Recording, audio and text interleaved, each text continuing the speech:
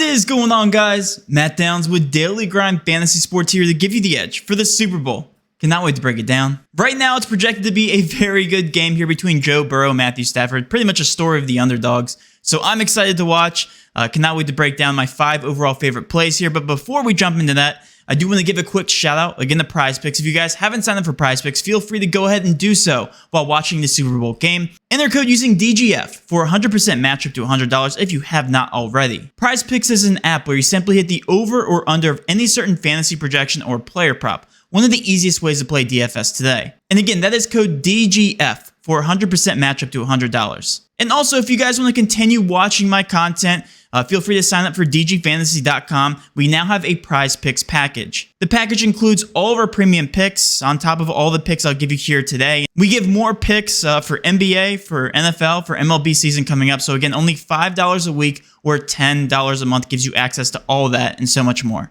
But now let's go ahead and dive into my 5 overall favorite picks for the Super Bowl. Coming in as my 5th overall favorite pick for the Super Bowl is going to be Matthew Stafford over 19 fantasy points. This gets a confidence rating of a 5 out of 10. Stafford has hit the over on this projection the past 4 out of 5 games. Bengals also ranked 25th in the league against opposing pass yards. They also ranked 27th in the league in opposing passing attempts per game, and 14th in opposing passing touchdowns. All stats point towards Stafford having yet another great game, and right now I have him projected for 23 fantasy points. Coming in at number 4 is going to be Kendall Blanton over 29.5 receiving yards. This gets a confidence rating of a 5.5 out of 10. Higbee, unfortunately, is on the IR, so Blanton is the number 1 tight end here in the Super Bowl. He has averaged 43 yards a game in games that he has started. Blanton has also averaged over 90% of snap count percentages when he has started. This game script does favor a pass-heavy offense from the Rams yet again. I also have Blanton projected for 9 fantasy points. I am very bullish on Kendall Blanton hitting the over here of 29.5 receiving yards. Coming in at number 3 is going to be Cooper Kupp over 28.5 yards for his longest play. This also gets a confidence rating of a 5.5 out of 10. Bengals rank dead last in total air yards on completions. Bengals also rank 24th in the league against yards after catch. They rank 18th in the league in average depth of targets. Kupp has also averaged 15.1 yards per reception. So overall, Cooper Kupp should have plenty of opportunities to have big plays in this game. Coming in at number 2 is going to be Tyler Boyd under 9.5 fantasy points. This gets a confidence rating of a 7.5 out of 10. He has hit the under the past 2 out of 3 playoff games. In order for Tyler Boyd to hit the over here, you're basically banking on him scoring a touchdown. This is because the volume simply has not been there for him. Matter of fact, the only time he hit the over in the playoffs is when he did score a touchdown. Boyd's touchdown percentage per game is at 28.5% on the season. So if you do the math here, the likelihood of him scoring a touchdown in this game is slightly over 28%, and this is even versus an elite defense. I don't like his chances at all to hit the over here of 9.5 fantasy points. Coming in as my overall favorite player prop for the Super Bowl is going to be Matthew Stafford over 2.5 rushing attempts. This also gets a confidence rating of a 7.5 out of 10. Stafford has averaged 5 rushing attempts per game here in the playoffs. If you're a believer that the Rams will win the Super Bowl, then you should also believe that he'll take a couple of kneeling attempts at the end of the game. Those are just free rushing attempts for Matthew Stafford. The Bengals have also averaged 3.2 carries per game to opposing quarterbacks for an average of 14.8 yards per game. It's also worth noting that quarterbacks are more likely to tuck and run than taking a risk here and throwing in the playoffs. This is just a fun prop to take here in the Super Bowl, and all signs point to him hitting the over. And that will wrap up my content, guys. Hopefully you did enjoy this content. If you did, please do hit that subscription button,